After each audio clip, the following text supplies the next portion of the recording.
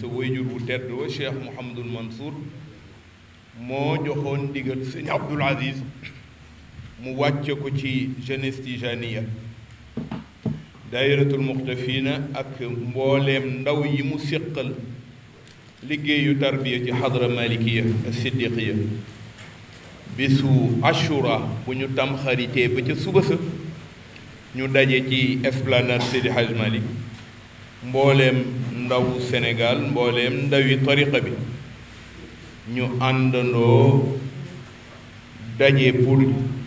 déglu ndigalal kilifa gi Cheikh Seydi Aboubacar Sy Mouhamadul Mansour xalif général mu jox nu yóbbal mu di yóbbalu ndaw jëm ci yoonam ci wàllu àdduna jëm ci yoonam ci wàllu réew mi jëm ci yoonam ci bis bu ne li muy soxlawoo en tant que ndaw ndax daan naa dégg muy wax ni ndaw du muus li ëppi atam tabarakallahu nu bokk ko ak yow nga jiite mbooloo mi moralement jiite ko ci taxawaay ak def-def bu bis bi jotee ñu daje tabarakallahu déglu ndigalal kilifa gi yaakaar naa ni boobaak léegi mësul tëb at bu nu génn te mbooloom ndawi tariqa bi ñëwunu daje muy ñetteelu événement gannaaw gàmmu ak ziar di jëlit li muy jël ci mbooloo muy teew waxtaane nañu lépp loo xamante ni jëm na ci li koy waajal jëm ci wàllu sécurité wu njaboot gi dem ak dikk ak ci wàccaayu barab yi nga xamante ni fa la ñuy daje defe naa préfet dana ci ñëw ci lu gën a yaatu ñëw na itam ci wàllu sanitaire ak sécuritaire ci anam yi nga xamante ni ñi fi teew te yore wàllu sécurité wu ak wérgu yaram ak kaaraangey barab ak kaaraangey lépp lu ci aju defe naa waxtaane nañ ko ba doon jeexal pour def le point nga yegg si kon nag da ngay ñëw rek pour gën noo barkeelal du ñàkk nga dugal ci sa kàddu nga xamante ni tey moom la ñuy dimbalikoo ci biir li nu jëm ñu wax la ni itam chef de service yëpp waxtaane nañu kenn ku ci ne li aju te nga ko daan def soo mënee lu ëpp loolu sax da nga ko def ñoom ñëpp daje nañu tey préfet ci ndigalam jiite leen wax dëgg yàlla moom it yombalal nu ba ñu mën a taxawal jataay bi nga xamante ni xëy na li ci des rek communiqué de presse la ñuy junj rek ci baatu nasaraan defe naa benn page la li ci des ñu bàyyi ko moom mu yeggale ak kàddu yi nga ci yokk dafa waxoon ni le comité départemental de développement CDD de Tivaouane informe la population de Tivaouane que les préparatifs pour la célébration de la Ashura ou journée des jeunesses tijanes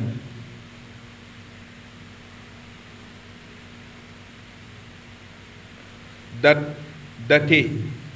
des 6 juillet 2025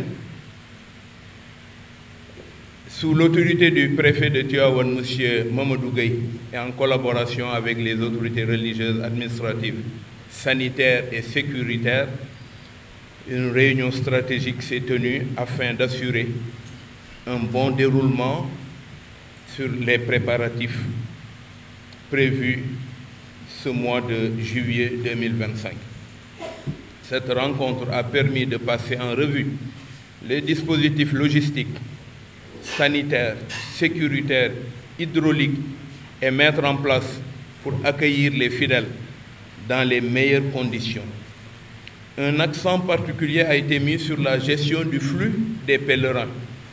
l'assainissement du cadre urbain et la mobilisation des services d'urgence. Nous avons constaté que le CDD a appelé l'implication de tous les autres chefs de service autorités locales, population, partenaires techniques et financiers pour une organisation réussie de l'événement qui regroupe beaucoup de jeunes venus des différents coins du Sénégal. Le CDD aussi a beaucoup insisté sur le déplacement des pèlerins, en général avec cet hivernage qui s'approche. Il remercie par avance toutes les parties prenantes pour leur engagement et leur sens du devoir républicain. Je voudrais, au nom du calife général des Tidjanes, Serigne Babacar Sy Mansour, et de ses frères, informer les fidèles musulmans, l'ensemble des talibés, que les préparatifs pour la ziara de la Ashura ou journée de rassemblement des jeunesses tijanes ont beaucoup avancé quant à l'accompagnement constant des autorités administratives et sanitaires. Le thème de cette année retenu est l'apport du soufisme dans la consolidation des valeurs morales. Ce thème a été choisi en réponse aux défis contemporains auxquels notre jeunesse fait face, tant au Sénégal que dans le monde. À une époque marquée par la montée des crises identitaires, de la perte des repères et de l'érosion des valeurs sociales, le soufisme se présente comme une boussole spirituelle et éthique. Il incarne un appel à l'intériorisation de la foi, à la culture du respect, à l'amour du prochain, au service désintéressé et à la quête permanente de l'excellence morale. Le soufisme, tel qu'incarné par nos illustres guides, Seydi Haj Malick Sy radiyallahu anhu, de Seydi Haj Malick Sy à Serigne Babacar Sy Mansour, entre autres, est un levier puissant pour élever l'âme, cultiver l'humilité, servir autrui et bâtir une société fondée sur la paix et la vertu. Des dispositifs ont été mis en place pour garantir l'accueil des pèlerins dans les conditions de sécurité optimum, de santé publique et de sérénité spirituelle. Nous appelons l'ensemble des fidèles à la discipline, au respect des consignes et à contribuer par leur comportement au succès de cette édition de 2025. Qu'Allah nous agrée nos efforts et déverse sa miséricorde sur la Oumma islamique. Comme à l'accoutumée, cette rencontre spirituelle sera l'occasion de renforcer notre foi, de raffermir les liens de solidarité et de raviver les enseignements de nos pieux devanciers. Les dispositions logistiques, sanitaires et sécuritaires ont été minutieusement examinées afin de garantir le bon déroulement de cet événement. J'en appelle à la collaboration de tous pour préserver l'esprit de paix et d'unité qui fonde cette manifestation. J'adresse mes remerciements à l'État par le biais du préfet, M. Mamadou Gueye, aux collectivités territoriales, aux services techniques et aux dévoués talibés pour leur soutien indéfectible. Que cette Ashura 2025 soit un moment de bénédiction, de ferveur et de lumière pour notre communauté au-delà. Que la paix et la grâce divine nous accompagnent. Assalamu alaikum wa rahmatullah. Di nuyu sunu frère, sunu mbokk, sunu soppe, le préfet Hadj Mouhamadou Gueye, sunu sëriñ. Di nuyu itam chef de service yi fi nekk yépp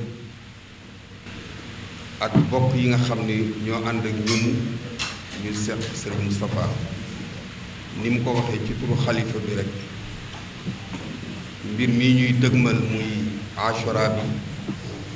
di ñaan yàlla indi ko ci jàmm ñu fekke ko ci jàmm tamu bañ am benn gàllankoor Serigne Moustapha bu teewee jiituñu fi liggéey bi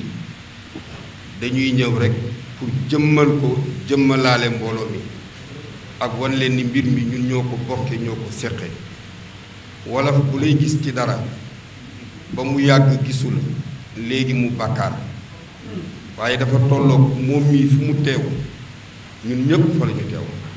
ñun fu ñu teew ñoom lañ fa teewal kër gi mënuñu léeg-léeg bu xew amee ñëpp dajeendoo fi waaye doyloo kenn walla ñaar mu wuutu ña ca des wuutu xalifa bi loolu dafay am loolu rek waaye ñëwuñu fi pour wax walla def lépp lu ñu waroon a def tabaarakallaahu mi ngi ko ànd ko parce que mbir mi la ma waxoon sama papa Abdou rek dama ni ko ziyaar ak gàmmu yéen a doon xewle bii nag suñu yëf la ñun ñoo ko moom ñun ñoo ko moom suñu xew la ñu di ko àndante boobaak léegi mi ngi bëgg a def ay fan yàlla na yàgg sëñ Moussa jërëjëf taxawaay bi rafet na donc lii ñuy niral tey tabaarakallaahu mooy rek waaye am na yu ko jiitu yooyu moo indi daje bii mën a am daje bii mën a rafet di remercier waat rek préfet ci taxawaayam ci gunge bi muy gunge heure bu nekk Tivaouane ci bépp taxawaay boo xam ni bu jotee rek lépp lu mu ca mën ak lu mu ca mënul dina ca taxaw ba ñu am ci satisfaction parce que préfet yi dafa xam ni ci biir kër gi la bokk ci mbir mi la bokk mu di ko def nu ku bokk ci biir di sant chef de service yépp képp koo xam ni tey ñëw nekk nga fi ba ci xattaa ñi fiy soog a jël service sax dañu agsi rek daal di bokk yal na yàlla fay ñëpp yal na yàlla defal ñu ci ndam defal leen ci ndam vraiment ñi ngi sant ñëpp di gërëm ñëpp dañu mënul woon rek ñàkk a bañ a wax lii pour rek remercier sëñ Moustapha remercier comité d'organisation bi waaye amul dara loo xam ni observation lu ñu war a kii wala de lépp lu ci waroon ci mbaax ak ci defar moom tabaarakallahu taxaw na ko di ñaan rek pèlerins yi ñëw ci jàmm fekk fi xalifa bi ak ay rakkam ak njaboot bi ci jàmm ñu teeru leen ci jàmm seen yaakaar yàlla bu mu fi tas ñu wax leen rek bu ñuy ñëw nañu dal ànd ak dal ak yar ak teggin kër Seydi Hadj Malick loolu rek lañ ko xame mooy yar ak teggin ak tënku ak xam fi ngay teg sa tànk bu ñuy ñëw ci émotion bu ñuy ñëw ci xër sa mbab Abdou daan na wax ni xër baax na waaye xërëréeri baaxul te njaboot warul am xërëréeri kon nag ñi ngi ñaan yàlla rek bés bi yàlla indi ko ci jàmm monsieur le préfet encore jërëjëf ñi ngi lay sant di sant ñi nga fi toogal dale ko ci gouverneur suñu siyeen boobu nga xam ni nee naa ko léegi santatu ndaw jaar ci suñu frère suñu mbokk di le ministre de l'intérieur tabaarakallahu di ko sant bu baax di la yóbbante cant parce que bi ñuy bëgg a tabaski defal na xalifa bi loo xam ni ci jumaa ju ñu tëjoon ca amitié Sicap Baobab mu fexe ba ñu ubbi ko ci ndigalu xalifa bi ba jullit yi mën cee julli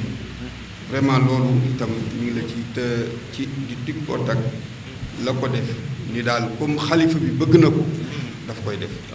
loolu itam ñu ngi ko ciy sant di sant le premier ministre le président assemblée le président de la république démb laay tooñ ma ni bu ñu jéggalul musibam parce que léegi ñun santalee bu ñu ko fay waaye Alaaji Bachir Diomaye Diakhar Sy lañ ko tudde léegi waaye ma ni ba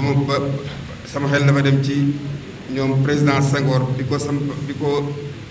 bi ne Senghor Sy la sant mu daal di ñëw di tàggoo si war a dem ndeysaan 81 boobu mu ni sëriñ bi yéen day yéen a ngi wax ni dëkk bi si la sant te boo ko waxee de jogoy dina jóg fa mu tëdd ndax dëkk boo xam ni séeréer yi ñoo moom tukkuleur yi naka la dëkk bi di sant si waaye ñu ngi leen di ziar baax di leen ndokkeel kontaan nañ trop préfet ñi ngi lay jéggalu ci dagg bi ak yëpp yàlla nañ ko fekkewaat ndege ni déwén te yàlla bu ma benn dog di ñaan mboolem chef de service yi nag yàlla na Tivaouane nekk seen ay escalier mu nekk ay yéegukaay ci yéen kenn ku fi jóge rek yàlla na nga ni yéex naa dem Tivaouane ndax xéewal bi ma fi amee wasalaamualeykum wa rahmatullah. aleykum salaam wa rahmatullah sëñ Abdou jërëjëf Serigne Moustapha yaakaar naa ne xaw tuuti ma mën a woon a sax doyloo résumé bi nga def ak kàddu yi nga xamante ne bi sëñ Habib dolli na ko ci te ma koy rafetlu itam bu baax man samay kàddu d'abord maa ngi koy njëkkee rek ci nuyu ak ziyaara boo xamante ne bii dañ koy yóbbante ca sunu wayjur sunu kilifa sëñ Babacar Sy Mansour xalif général de Tijane nga xam ne lii yëpp ci kilifteefam ak ndigalam lañ koy doxale di ko ñaanal yàlla yàggal ko fi te wéral ko ba mu àggalee lépp lu mu naanal maamam bi tedd ja di gërëm tam ak nuyoo ndaw yi nga xamante ne bii tey jii ñëw nañ teewal ko fi ci jataay bu mag bi te Serigne Moustapha jiite leen ak mbooleem daayiratul muqtafiina bi asaaril abaay wal ajdad Serigne Mansour sëñ Habib Sy Mansour ñëw léegi moom tamit dooleel leen waaye tamit indaale tamit li nga xamante ne bii mooy baatu sëriñ bi loolu yëpp ñu koy rafetlu bu baax di ndokkeel daayira bi sëriñ bi di la gërëm yow mi nga xamante ne bii yaa nekk ci boppu daayira bi sëñ Habib ñu ngi lay nuyu tam bu baax di la ziyaare di rafetlu tam teewaay bi ak kàddu yi nga xam ne indi nañ ko kon ndaje bi sëriñ Moustapha wax na liñ ciy liggéey yépp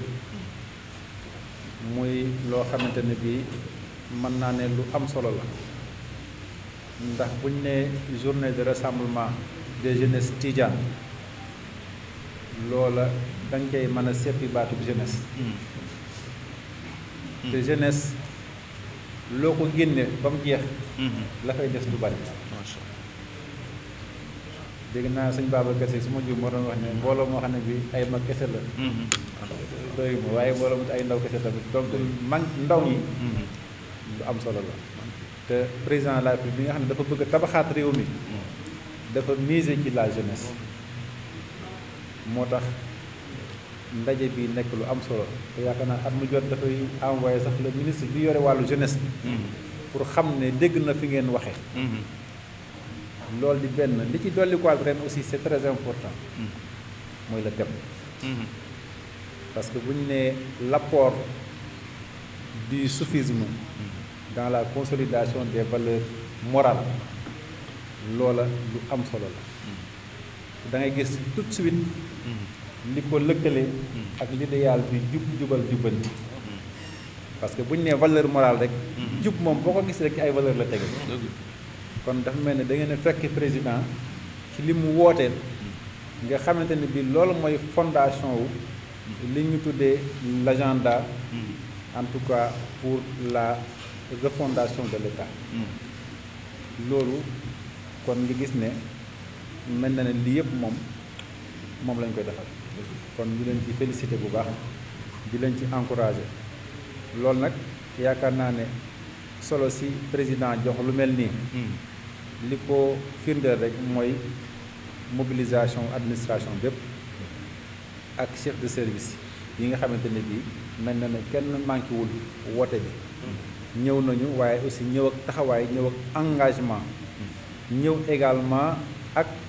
ay réponse yu ferme ci lépp loo xamante ne bii ay sollicitation la yu comité d'organisation bi def ñu ñëw ànd ko ak la municipalité de Tivaouane ànd ko aussi ak le conseil départemental nga xam ne sëñ Moustapha tënk na ko bàyyiwuñu benn secteur tàmbale ko ci wàllu kaaraange gi nga xamante ne bii mën naa ne aussi c'est transversal parce que lépp lu ñu di def aussi kaaraange daf cay jiitu ba pare kon loola liggéey nañ ci service yi nga xamante ne bii ñoo ko gàlloo yépp tontu nañ ci wàllu également ndox ak wàllu courant wàllu wér-gu-yaram wàllu également lépp loo xamante ne bii wàllu secourisme la ci Croix-Rouge wàllu set ak setal ba ci lépp luy saytu maanaam lañ fay jëfandikoo ci wàllu produit lépp dañ koy war a saytu bàyyiwuñ daal benn secteur bàyyi nañ xel également sëñ Moustapha wax na ko ci ne waxtu wa muy amee vers le 6 juillet dañuy jàpp ne nawet mën na fekk mu dugg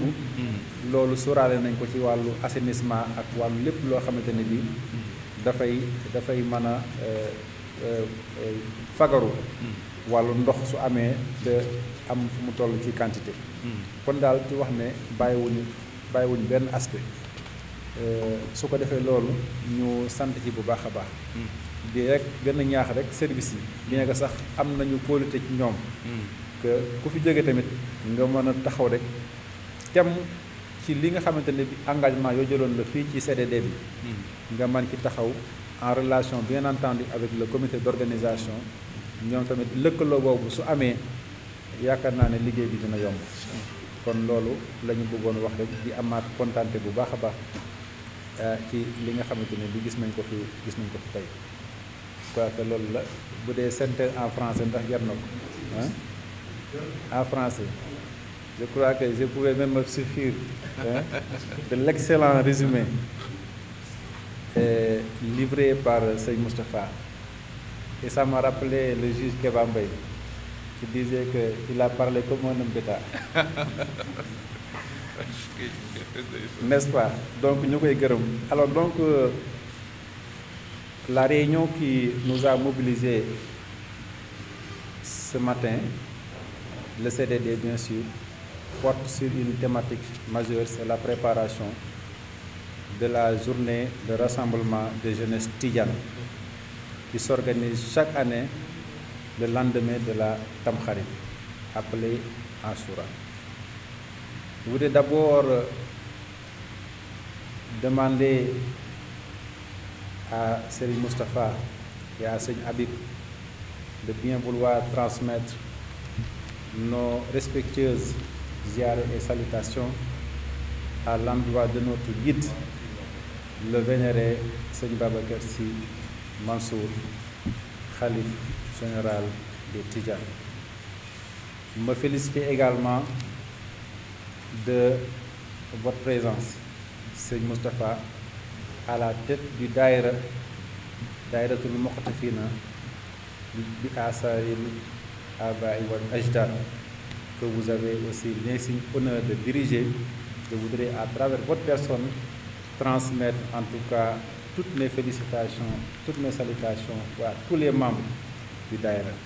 Saluer également bien entendu notre frère Serigne Habib Sy Mansour qui nous a rejoints et qui a également rehaussé de sa présence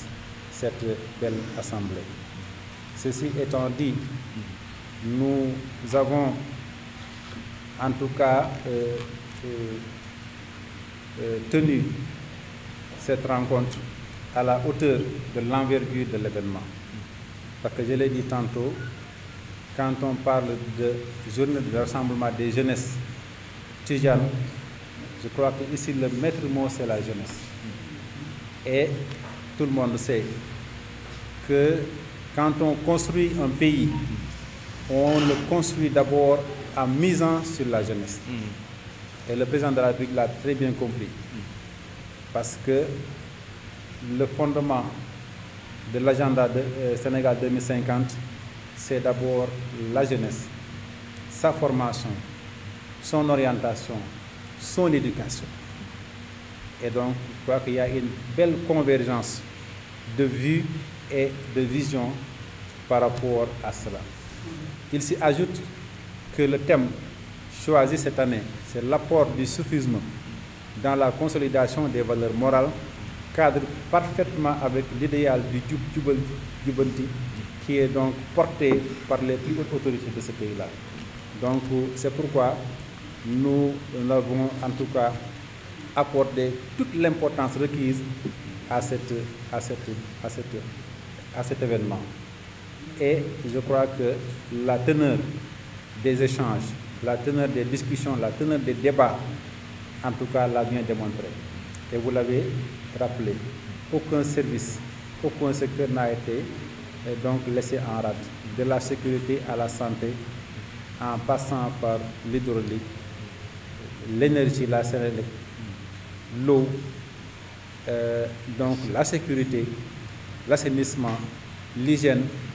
je crois que autant dire que rien n'a été laissé au hasard. Les services techniques ont rivalisé d'ardeur en termes d'engagement, aidés en cela bien entendu par la municipalité de Tivaouane et le conseil départemental,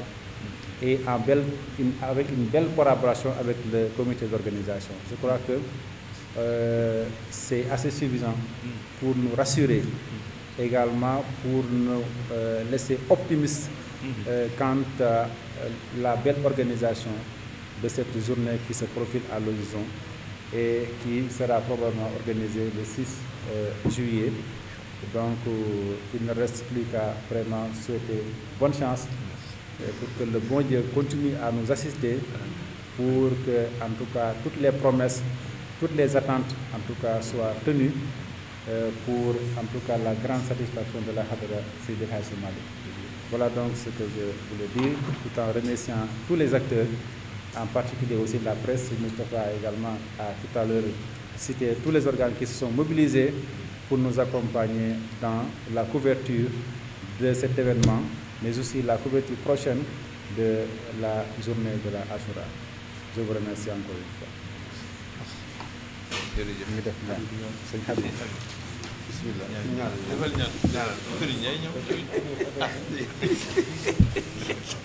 ñaanal rek bu la sooy digale ñaanal yow yaay yore prise bi branché jëpp gars yi branché gars yi bi nekk rek jàng Fatiha salaat Fatiha incha allah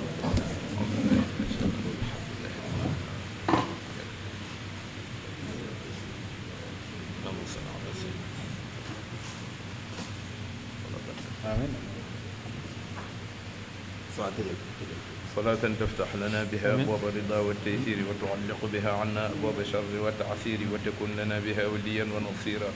أنت ولينا ومولانا فنعم المولى ونعم النصير اللهم أنت إله من في السماوات وإله من في الأرض لا إله فيهما غيره وانصرنا على أعدائنا وقضي حوائجنا إنك السميع الدعاء يا رب العالمين سبحان ربك رب العزة عما يصفون وسلام على المرسلين والحمد لله رب العالمين.